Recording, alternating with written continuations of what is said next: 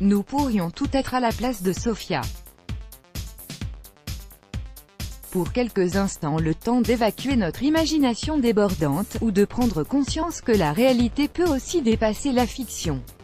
Il y a des signes qui ne trompent pas, et il peut être utile de les détecter à temps.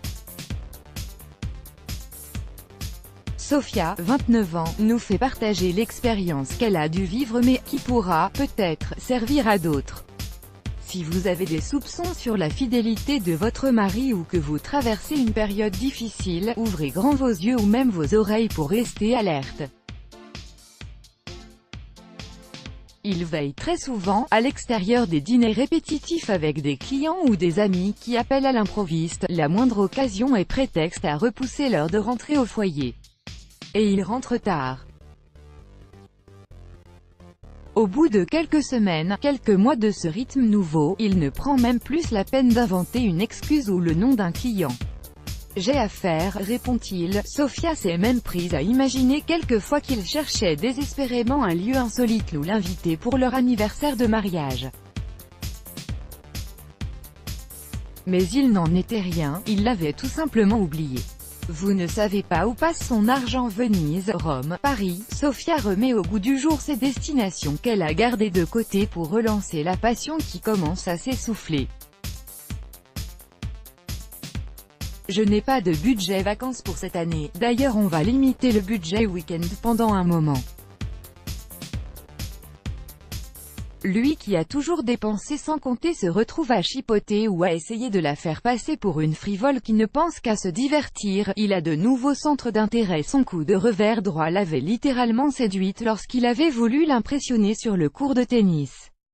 Mais c'est plutôt le golf qui l'intéresse ces derniers temps.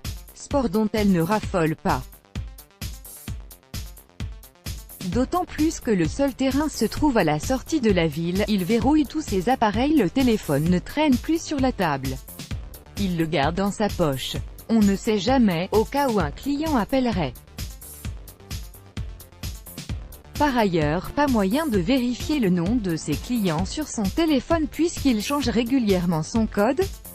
C'est sans compter sur sa messagerie web qui restait toujours ouverte sur l'ordinateur et qui ne l'est plus. Il ne répond jamais aux questions. Sofia a l'étrange sensation d'être prise pour une détective à chaque fois qu'elle aborde un thème. Lorsqu'elle le questionne, ses réponses ne sont jamais directes et il cherche à gagner du temps. Comme s'il avait peur de trop en dire. D'ailleurs, il lui dit qu'elle parle trop, qu'elle le fatigue. Il devient de plus en plus mystérieux. Le mythe de « c'est juste une collègue », Sofia est devenue méfiante des collègues féminines. Non pas qu'elle soit de nature jalouse, mais leur histoire a débuté en traitant conjointement les dossiers des clients de la multinationale où il travaillait. Et il était déjà marié à cette époque. Maintenant qu'elle n'y travaille plus et que de nouvelles recrues fraîchement diplômées ont intégré la structure, Sofia est sur ses gardes dès que son téléphone sonne tard pour un dossier important. Son image, son obsession. Dès qu'il voit un miroir il ne peut s'empêcher de se regarder et recoiffer sa petite mèche rebelle. Il a même en permanence un peigne dans sa sacoche. Il s'est enfin décidé à jeter ses vieilles chaussettes et à s'en racheter. En plus du stock de chemisiers des 3 nouveaux parfums. Il a changé de personnalité, il est devenu très tête en l'air, lui qui était si pointilleux et avait le sens du détail.